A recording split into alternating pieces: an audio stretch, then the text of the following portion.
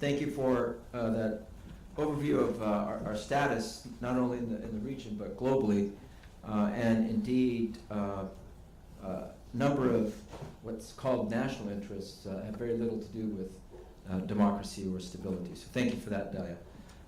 Next, we have Abdullah Alaoudh. He is Senior Director for Countering Authoritarianism at the Middle East Democracy Center, and he will speak on aborting the only semi-democracy in the Gulf, Kuwait. And we will stand one day and say, oh, the good old days when we had a semi-democracy in the region.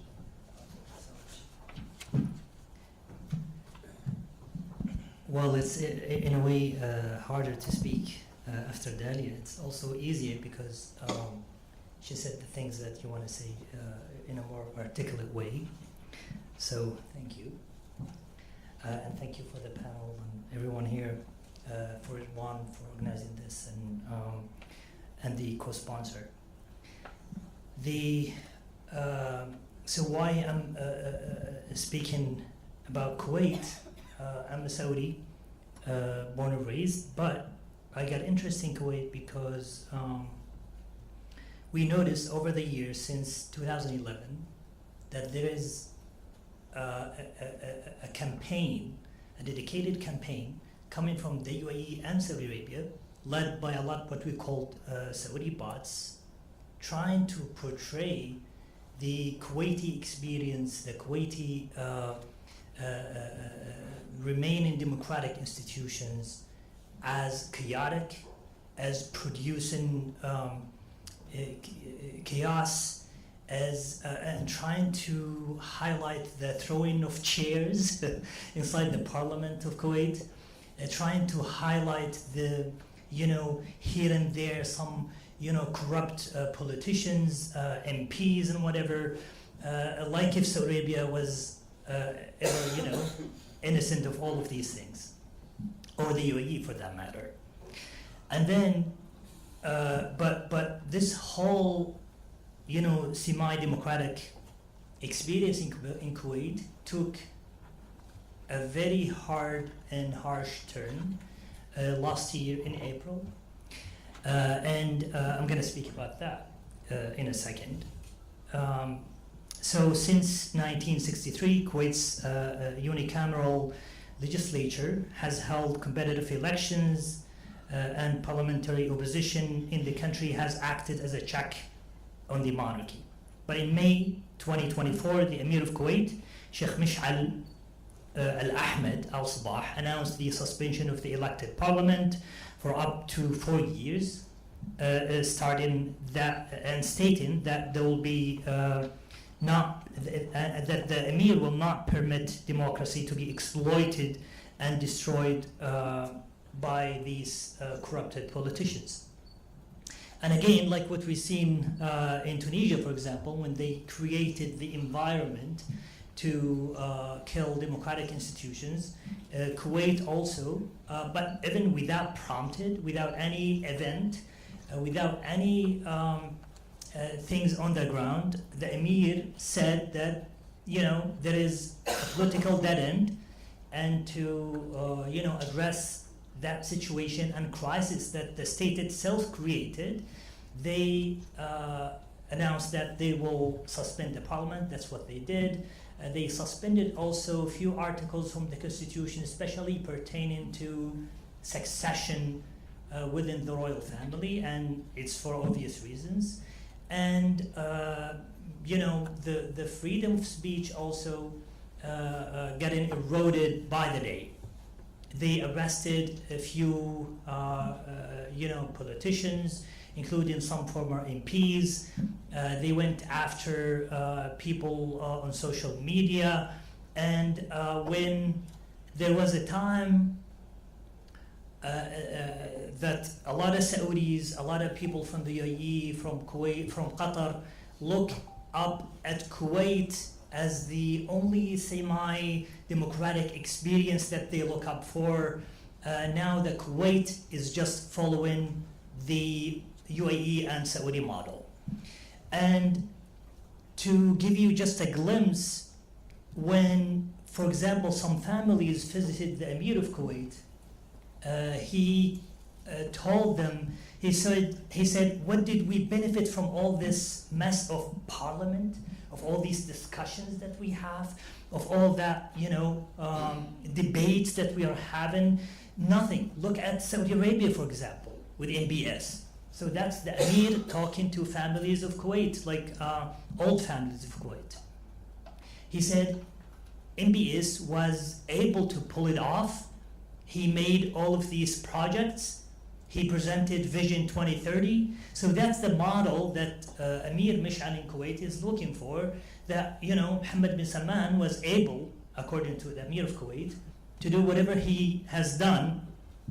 And it's questionable. It's like, for me, I don't know what Mohammed bin Salman has done for, development or reform, but for the Amir of Kuwait, it's worth noting, and he thinks that the model of Saudi Arabia is worth basically meditating, because it produced, development, it produced projects, it produced all of these, mega projects that Mohammed bin Salman promised to do, by the way, and hasn't completed or fulfilled yet. So for the Amir of Kuwait, the parliament is just basically going to be a thorn to the side of the state, and for the Kuwait to embark on this development project, to embark on this on its own vision, they have to basically get rid of the parliament, get rid of all these noisy politicians. That's what the Amir of Kuwait did. Another step that they have taken since April 2024 is the basically restructuring of the social fabric in Kuwait. And by that, I mean the series of revocations of citizenship since that day. And just to give you a quick context, the Amir of Kuwait has this idea that the Kuwait is divided into two groups. One, the real Kuwaitis. I think they took it from Trump and all these, xenophobic idea of who the real citizen is. And then there is this group that is actually not original Kuwaitis, who came from outside, and then they got citizenship. And in order for Kuwait to come back to its origin, to make Kuwait great again, they have to get rid of these foreigners, basically. And they started this announcements of many revocations of citizenships that included players, artists, activists, preachers across the board, and I don't know if you know how big the Kuwaiti population, but it is actually 1.4, 1.5 something, and then they revoked actually up to date about 46 or 47,000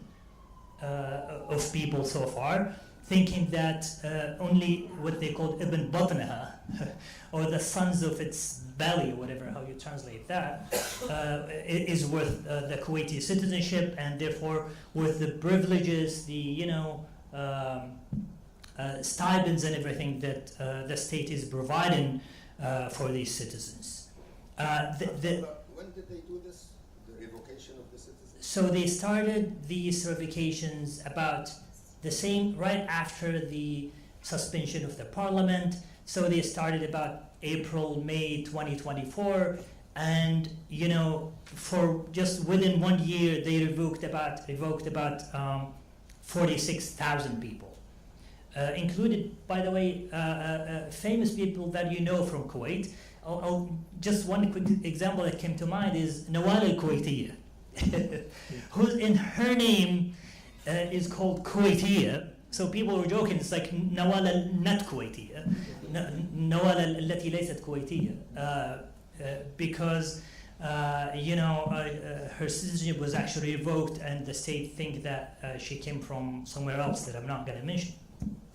So the idea here is that the Kuwait was actually by the initiative of the Emir, who thinks that the democratic experience that was held in Kuwait since 1963 was not working.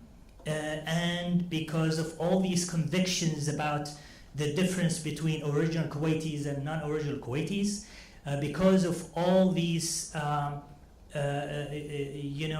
because of how the Emir of Kuwait exploited also the environment, the regional environment, the global environment, and backsliding toward authoritarianism, he took advantage of that. And if you notice, that came about a few years after the coup in Tunisia, the coup everywhere, that actually, and then of course about 10 years after the coup in Egypt, and about when Trump was coming to power. So the idea is that the region, the world, and the local environment helped the Emir of Kuwait to basically abort the only semi-democratic experience in the Gulf. And as a Gulfi, I think that the UAE and the Saudi government, like they did with Egypt, with Tunisia, with every democratic experiments in the region, they also did to Kuwait by trying to influence, trying to convince the Emir of Kuwait that the parliament is only bringing discussions that the Emir of Kuwait did not need, and the only way for development and reform is to get rid of democracy. That's the stability model that they try to present. I'll just stop here.